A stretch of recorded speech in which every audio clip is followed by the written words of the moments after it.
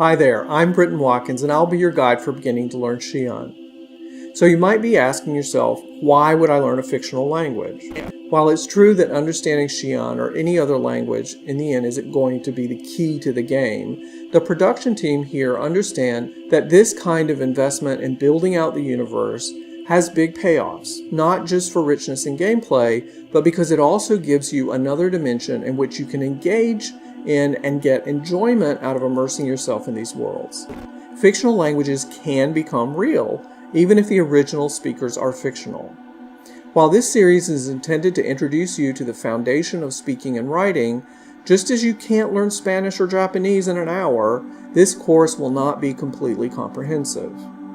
We're also looking to enlist your help in directly contributing to the language as well, but we'll get into that a little bit later. In this first chapter in this series, we'll be sharing with you a brief introduction to the uo'aXy'an culture, an overview of the online resources that are already available or will soon be available to help you learn, and finally some basic words and phrases to get you started.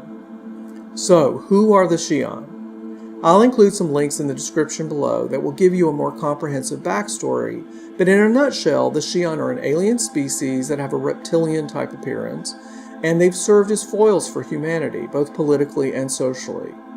They can live for hundreds of years, so there's a somewhat austere and restrained element to their interactions.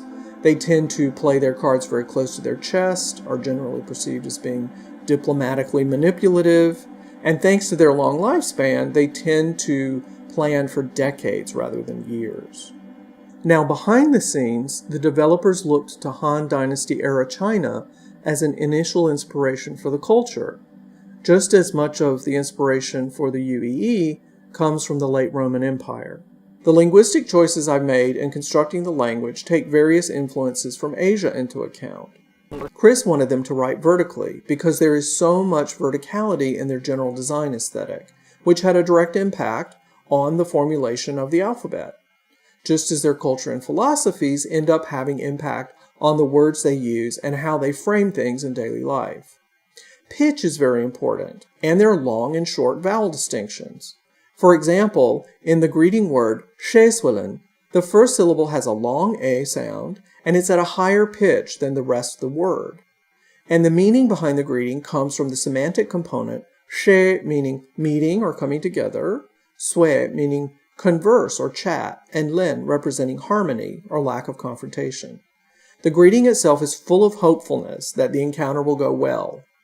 The uo'aXy'an might seem a bit austere at first, but once you get to know them, there is a lot of fascinating stuff going on behind the initial faces and attitudes that you'll encounter. The basic sounds of the language are pretty easy to produce, but in the beginning it might be hard to hear the difference in she and xie, for example. The first she is at a high pitch and it has a long a sound. The second she is in a mid-range pitch and has a short vowel. And with she, the tongue is curled back a bit in the mouth, and with xie, it's forward. If you speak Mandarin, though, you'll likely hear the difference more easily than if you don't. It also has only 9 verbs, and they don't have conjugations. But those little simple-looking verbs come in 6 different flavors of politeness, and when the politeness changes, the verb itself changes too. And of course, the verbs have to work with other content words that serve to make the language fully expressive. The written language will likely come across to you like Chinese or maybe Korean, but it's not. It's an alphabet like Korean, in which the letters are written in blocks, but that was done so it could meet Chris's requirement to work vertically.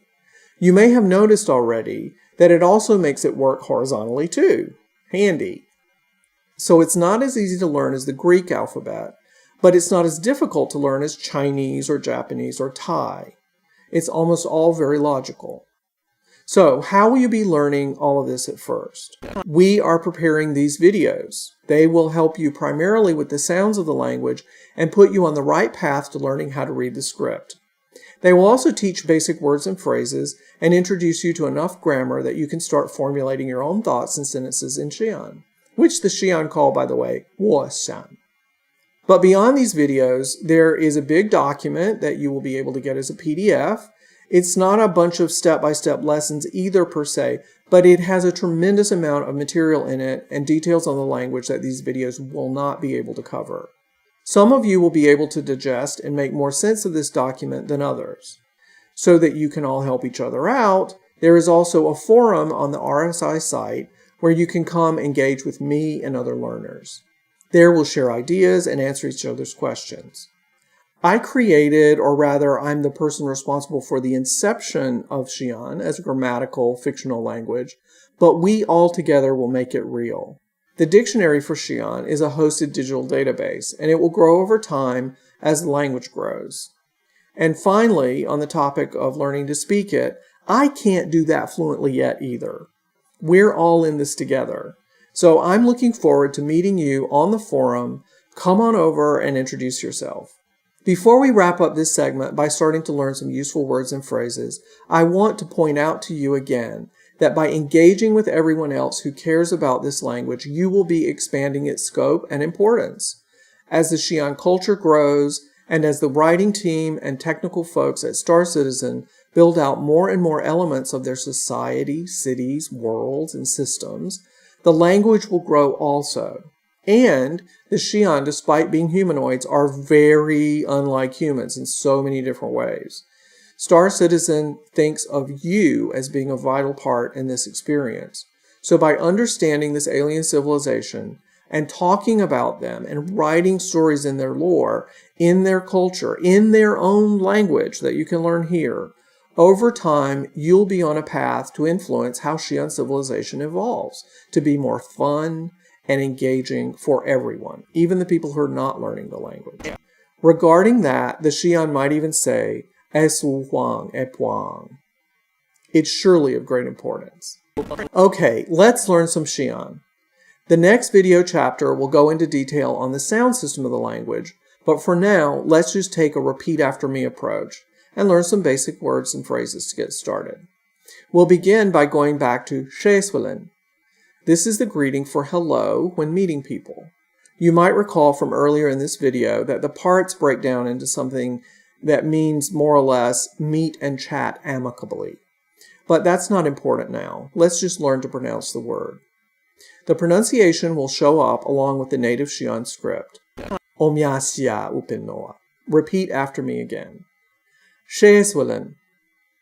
Shesuelen. Shesuelen.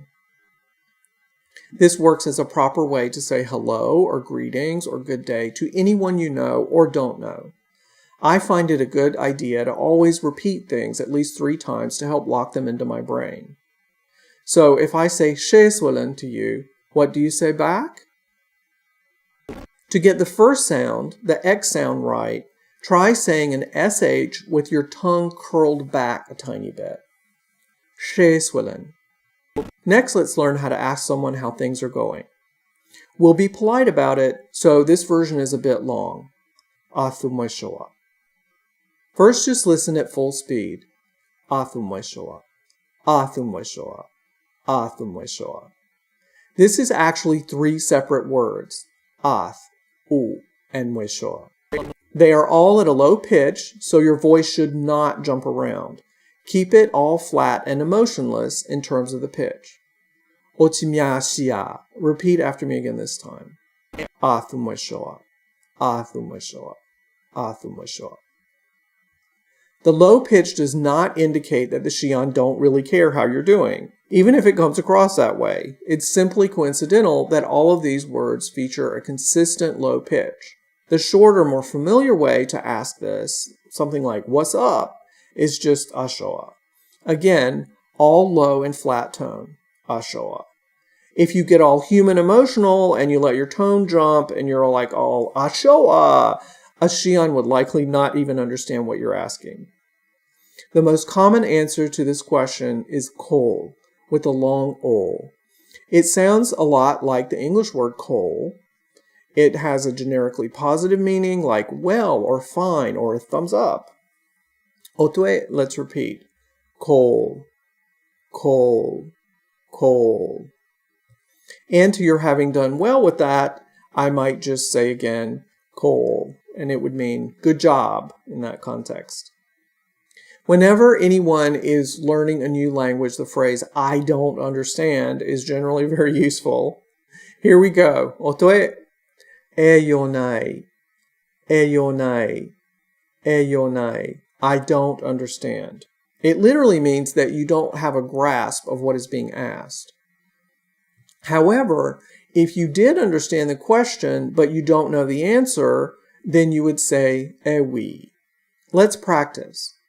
Repeat after me. Ewi, ewi, ewi. We is an important philosophical concept in Xi'an culture of the void or nothingness or the great unknown out there. So this tiny little two-word phrase is basically saying that there is nothing in me that can contribute to answering your question. Now, just for fun, let's learn to count in Xi'an from 0 to 10. Here we go. We'll start with 0. uo'aXy'an, puai, yu, qua, lea, wo, teeth, loa, kun. Did you hear the pitch jumping around a bit? If you did, that's good.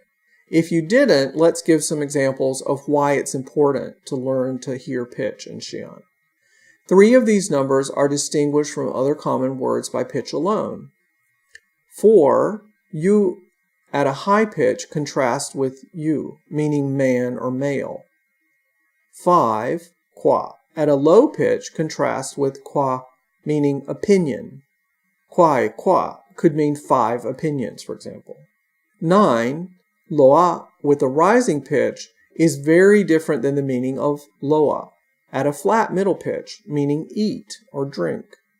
We'll talk more in the next lesson about the importance of pitch. For now, let's just practice these in order again. Repeat after me, please, and watch the extra information on the screen to see a visualization of what's going on with the pitch patterns. Here we go. uo'aXy'an, puai, yu, qua, lea, wo, teeth, loa, kun. Before we say goodbye, let's learn how to say goodbye. Repeat, please. Athlekol, athlekol, athlekol. It literally means fare thee well, or something very close to that. Your voice pitch is low and then goes up and then falls. Each syllable is different. Again, here we go. Athlekol, athlekol, athlekol. Okay, kol. Next time, we'll be diving deep into all the sounds of the language. It should give your tongue and your brain a great workout. Until then, choa, which means thanks, and athlekol.